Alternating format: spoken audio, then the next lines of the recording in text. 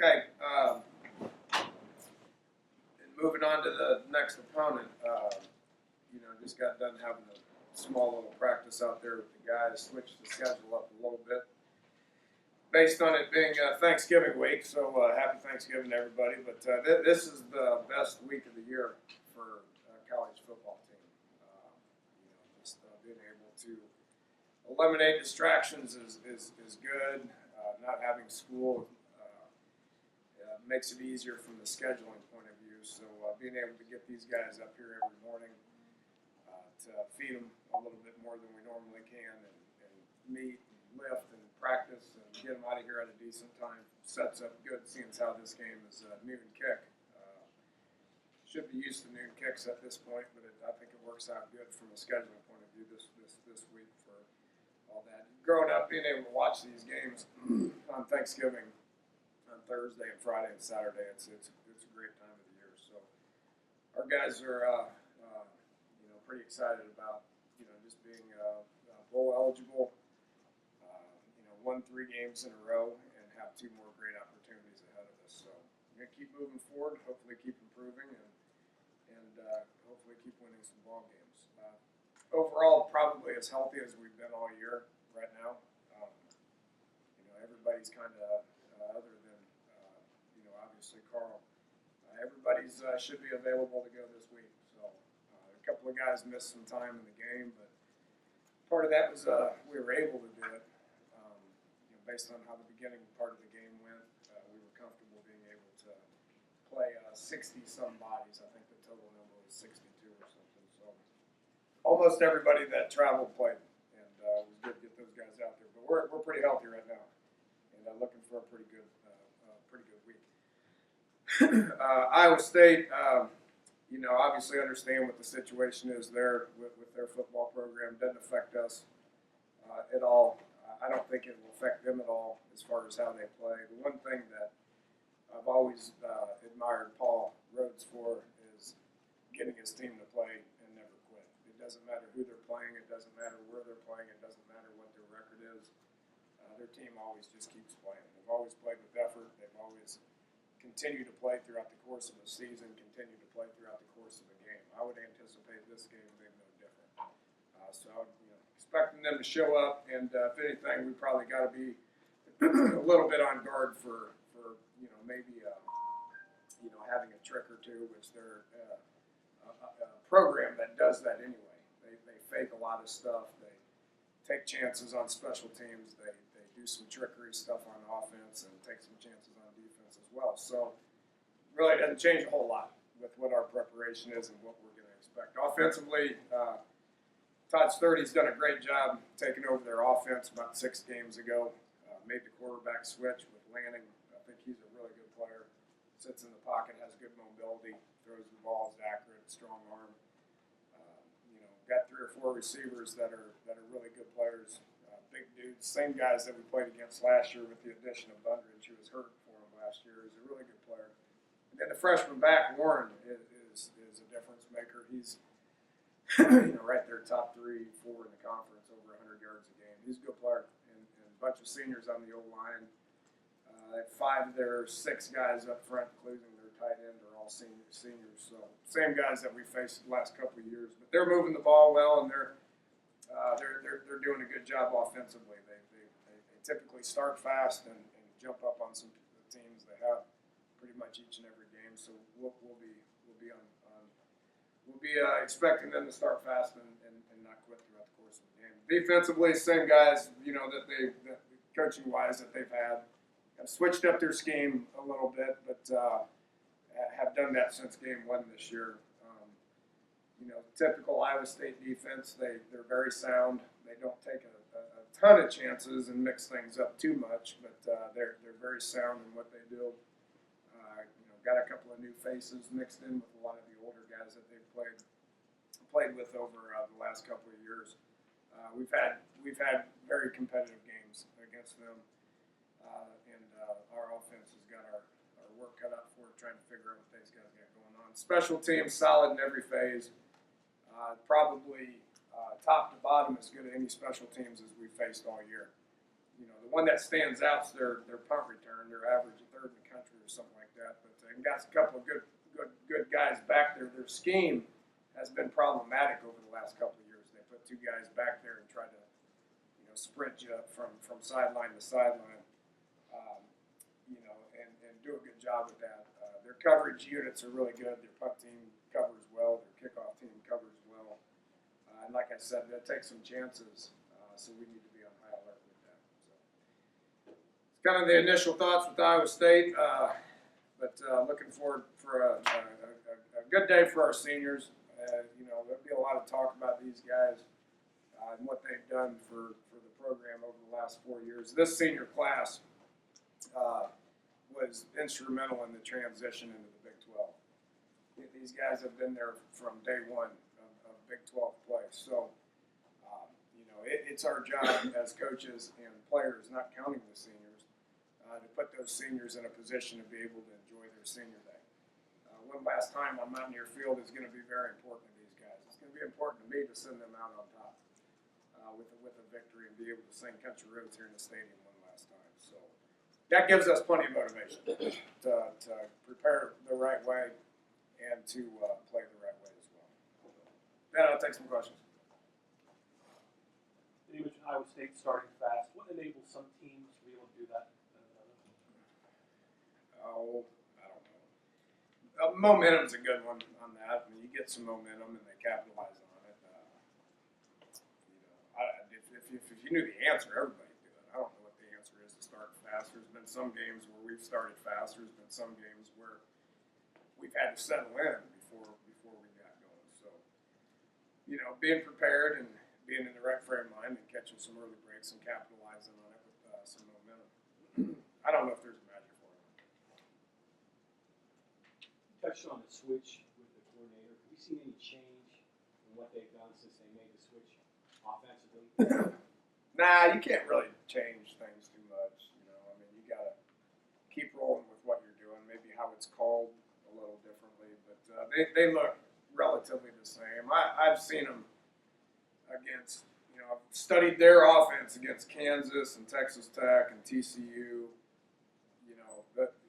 Earlier in the year when we were preparing for those teams, Iowa State had already played them, and they were one of the games that we would focus on. They're pretty similar to what we do. I mean, they're getting 11 personnel and play two backs and go 10 personnel and throw it and run it and all that. So they're really pretty similar to what we do offensively. So, I've got a history with their coordinator. We've talked a lot. And, I think he's done a good job with them.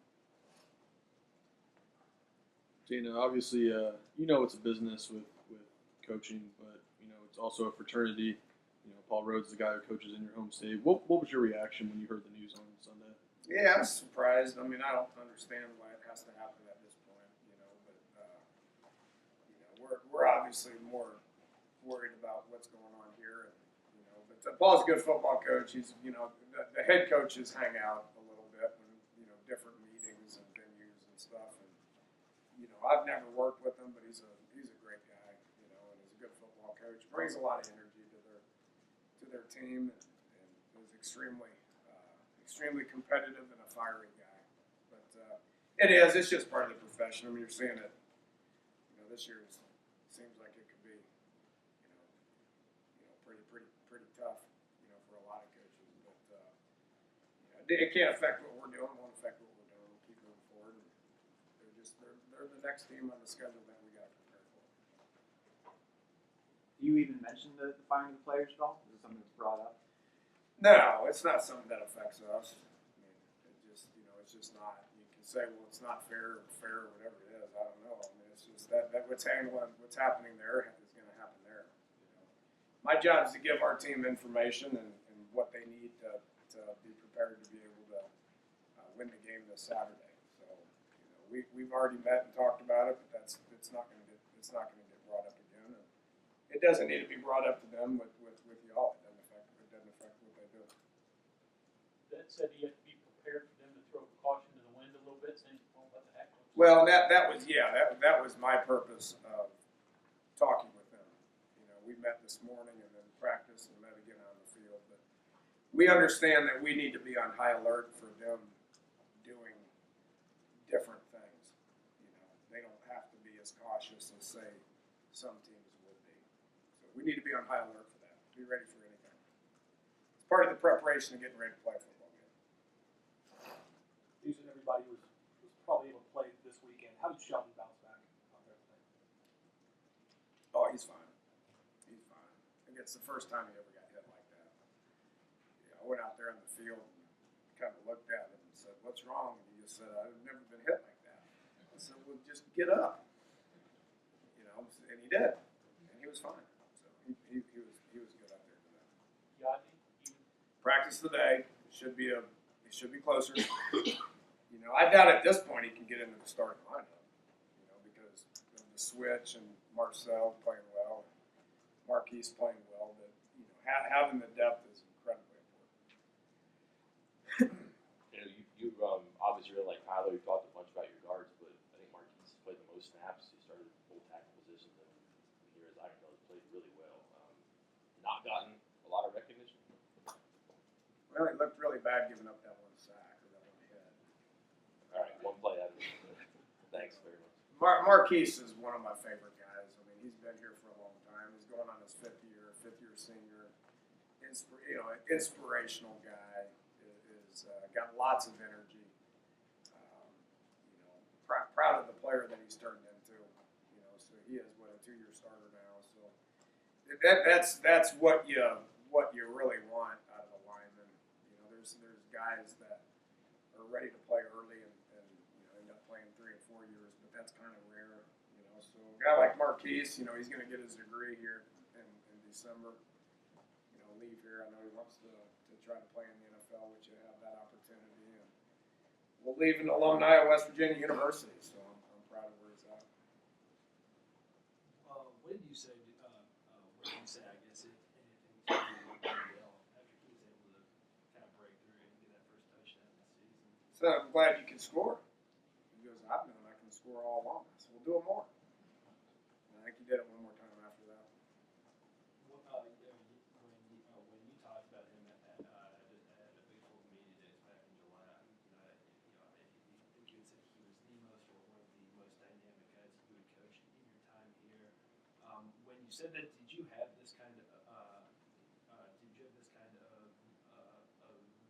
season with him getting 1,200 yards through 10 games and doing what he has? Did you have this kind of a season in mind?